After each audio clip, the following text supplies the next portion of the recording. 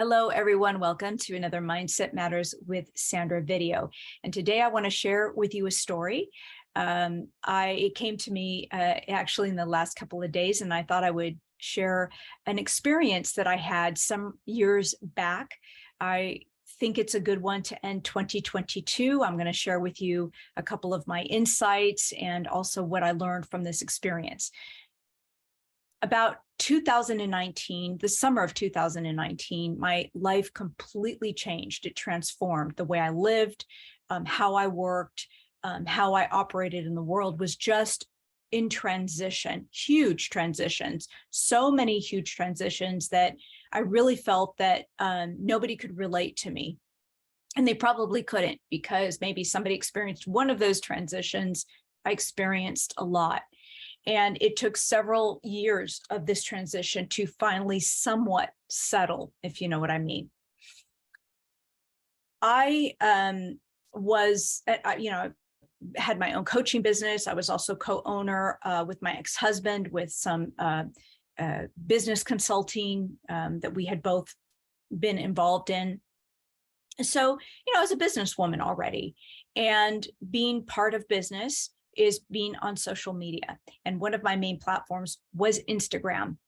And I'm talking about like 2015, 16, I was really involved on Instagram. I was hiring marketing people, probably not the best because my numbers weren't growing. And then I started to take classes on marketing and so forth. Suffice it to say, one of my followers was this beautiful woman who was also doing her thing and kind of in personal development and great inspiration. And she kept saying, I love your teachings. I love what you're putting out there. I really do, to the point where we actually connected by phone. And she invited me to collaborate with her. And at that time, in early 2019, we didn't know what it was going to be. It's kind of one of those things that's like, let's connect and then let's see how we can move forward together. Later on in 2019, she called me up and she had told me in a very matter-of-fact way that she had been consulting with business people and social media, and that they advised her not to collaborate with me. And so she wanted to let me know that she was going to back out of any collaboration with me. And the reason was because I did not have very many followers on Instagram. And today I still don't have very many followers. I probably have like 2,000, if that. And at that time, I didn't. It was the same. And I remember listening to her on the telephone, and I wasn't really reacting. I was just listening. And as a business person, I knew that this was a business move. And it was just something that I couldn't take personally. And I didn't. At the time, my response was, you got to do what you got to do. And so when we hung up, there was a little bit of sort of this disappointment, because I had thought at that point that this was going to be a really good thing. I'm someone who loves to collaborate, by the way. I'm very much, or used to be a lot more of a collaborator. I know that in business, it's smart. It's a win-win. You can gain more recognition. I mean, there's so many great things about collaborating. But what was happening with the days and weeks after that, as I was processing this, the point, I'm being very transparent, the point that did kind of hurt me a little bit, and I don't know if hurt, that might be even exaggerated, but disappointed me, was that a memory had popped up of a time when I was an adolescent, when my parents divorced and there wasn't a lot of money. And, I was always a really good kid. I always worked, I babysat, I did what I could, and I felt very responsible. And there was a point in this story where, we just didn't have the money. Even though dad was paying child support, there wasn't extra money to go about. And I remember that I had a friend, and her father eventually impeded her from socializing with me or coming over my house, because he had greater plans for his daughter. They were wealthy. I don't want to judge them, and I certainly don't want to judge myself. But that had come up because of this situation. And so I ended up cleaning that up, luckily.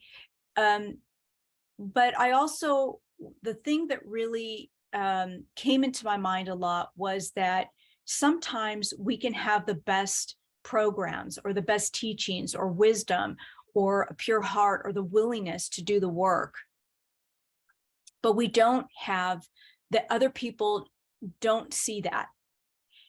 They got to get to where they want to be in life. And sometimes we're not part of that plan. Okay, that's the one thing that I realized. And it's very difficult not to take something like that personally, because I admit it was like, here I go again.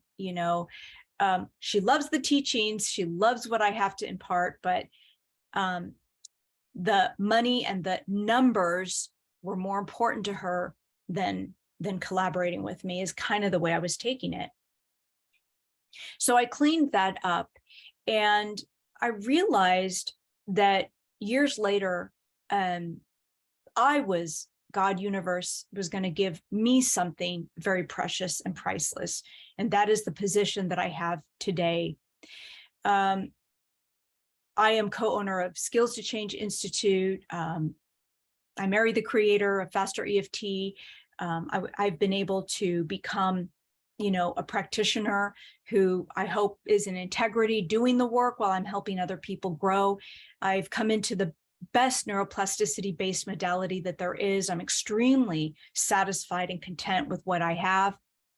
Am I famous? No. Some of you who are watching this video just know me. Some of you are my clients. Some of you just follow me. Am I extremely wealthy? No, I'm not. Do I know all these people? No, I don't, who are famous or whatever. And but the point is that my journey from when she pulled out from our collaboration to today is that I kept focusing on myself. I kept cleaning up my mind and the references that told me that I wasn't good enough, rich enough, famous enough, that I didn't have the 20K followers on my Instagram. My focus was on my growth and what I could do, and I persevered all the way through.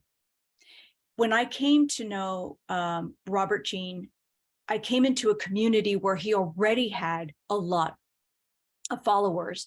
And although I was shy to step into the role that I currently have today, I'm glad I didn't, because I was able to really refine my craft even more. I was able to become more mature and more resilient, not only as a woman or person, but as a practitioner, as a leader to the people that also are our employees, to a community that I wanted to demonstrate to them that regardless of their money status, of their fame or whatever, that they can grow into their potential. Now, I don't overtly always say that, but I'm proud to say that I can identify potential, that I'm unafraid to bring light to my peers and my colleagues when I see that they're doing that work. And you know who you are if you're listening. I currently am working with someone who not only has become a friend, but somebody who I'm helping grow into her potential, regardless of her foibles, regardless of her being famous or not. It doesn't really matter. That when someone so-called rejects you, with whatever that may be, remember that they are not just maybe perhaps leaving an opportunity, right, to go on to what they need to do. Maybe I wasn't part of her plan, but guess what? She certainly wasn't part of mine. And I'm not saying that in a mean way or in a resentful way. I just know that I'm in the perfect place to live my life purposefully. I don't know what it would have been like to collaborate with her. Maybe it would have been fantastic. Maybe I would have gotten more clients or more fame. But the bottom line is that she just wasn't part of my path. So it goes two ways. When other people reject us, or when we feel that they've pulled out from an agreement, or they've left our relationship or the marriage for somebody else, or greener pastures, whatever that may mean. Remember, it's not just them leaving, it's that they are not part of your future. Focus on you. And as we enter 2023, I want you to know that if you focus on yourself, if you persevere, if you're diligent, if you roll up your sleeves and do your inner work, If you don't focus on what other people can do for you, JFK was famous to say, don't ask what your country can do for you, ask what you can do for your country. And in this case, your country could be your community. It could be your family. It could be your neighborhood. It doesn't matter.